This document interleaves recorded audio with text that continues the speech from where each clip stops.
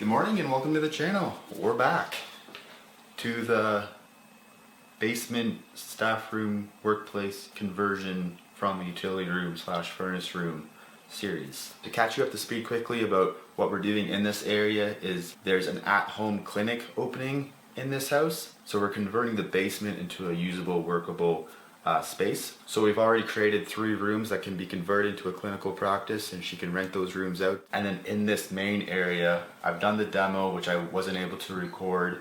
We did a few miscellaneous things, and we did a lot of unique framing in order to maximize the space in this area. The biggest thing we did was knock out all the walls, opened it up, and then put one big dividing wall down the middle. So this space can be used as a spare room of some kind.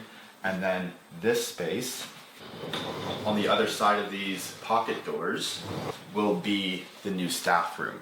So in the last episode we started drywalling. I only have a few more pieces to do on the drywalling, then we can go ahead and start mudding. It is a pretty decent space. Again, we are trying to maximize how big it feels because it is a basement, so it does tend to feel a little more tight and small. In order to do that, we've done a lot of work in the ceiling in order to clean it up a bit and hide things, so we were able to drywall it. We do have a few bulkheads that obviously there's no way around, so we have one over there for duct work, we have one right here for a beam, and then for the main trunk duct we'll leave it exposed to maximize the height here rather than drop it down about 1.5 inches.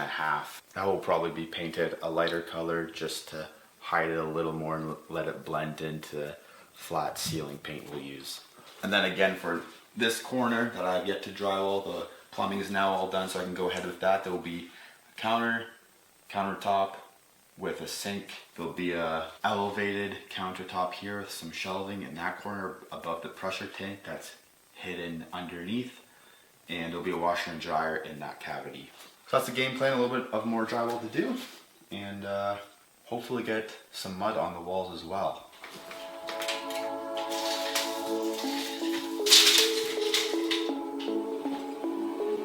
This is the tricky thing about going into old original framing and walls, especially in the basement, like an old basement like this place is just things are out of plumb, out of square. Just within that 24 inches, the wall is out about 3/4.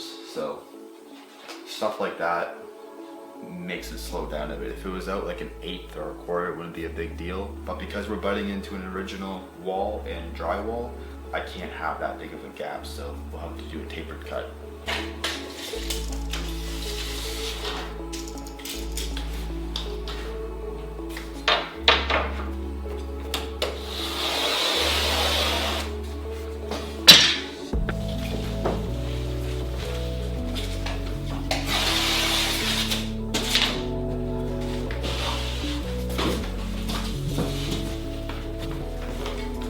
Fortunately, my old impact stopped working the other day, and I probably could get it fixed, and I probably still will, but I know it will take at least a week for it to be fixed, which I can't really wait for, so I bought a new one. And it might be time for a new one anyway, because my old impact driver was, I think, 5 years old, maybe even more. So it's probably due for an upgrade. And it comes with a battery, 1.5 amp. Not the greatest battery, but battery nonetheless. Cool. Here's my old one, new one. You know the one thing it didn't come with though? Although it came with the clip, it didn't come with the bit holder like my drill has, which is also really nice. I'll probably see if I can find one of those for the other side. Fasten it on there.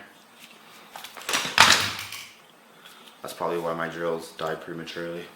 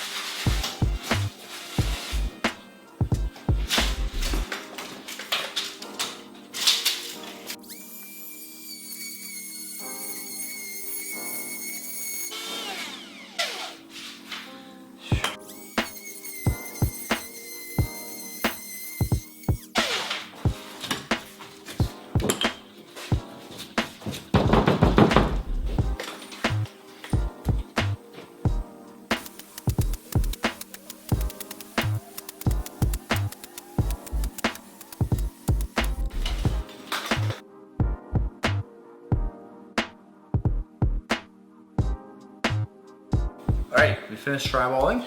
I did this cavity, took a little longer. We're mixing in 5/8 with 1/2 inch just for that extra sound barrier on that back wall. But everything else is now drywalled except for this.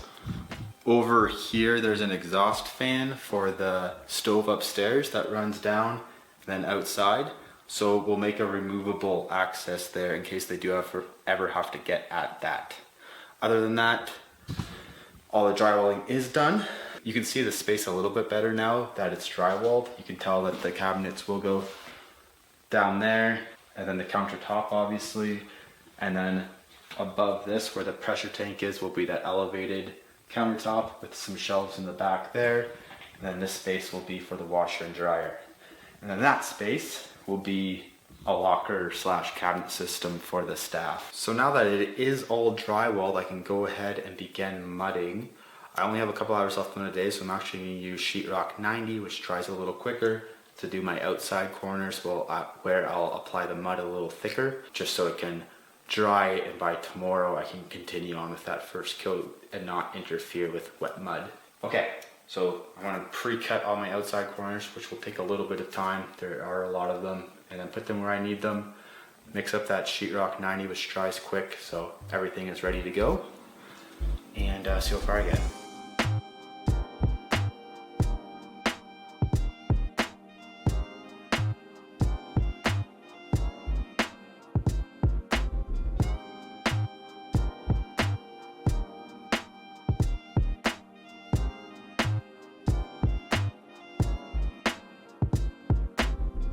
Okay, I stopped a little abruptly there in my video with mudding the first coat with the sheetrock 90. It is the next day. I wasn't able to fully get that first coat done, so we'll carry on with that today. I'll probably speed along the process a little bit, do some time lapses because it's kind of all the same in theory. You can see the stuff that I have mudded. So there are some ridges, as you can see, that I'll have to knock off before I start my second coat. Which is fine. It's a little trickier to get this quick drying mud smooth or as smooth as regular mud because you are working with a time limit, so you want to get it on, pull it straight at least before it starts drying. And again, you can kind of see that I put my outside corners within reach, so when I do put my mud onto the wall, I can find my piece quickly, put it on, and save a bit of time doing that.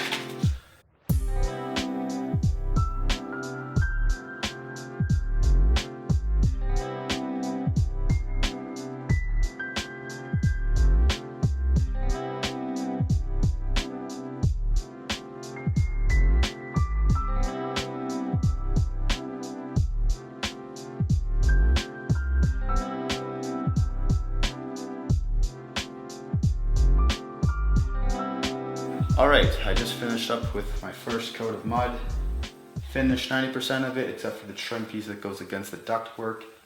Did this bulkhead in here where I installed the double pocket doors and put the dividing wall to separate the two rooms. Post, bulkheads, more bulkheads. It all adds up for a bit more of a longer first coat installation just because you're cutting and fitting each of those outside corner beads. Especially in here, we had a bunch going on, and then where the washer dryer goes, there's a little bit more, but we did get it done, which is good. I'll come back tomorrow, hopefully do the second coat, but we'll see how things dry.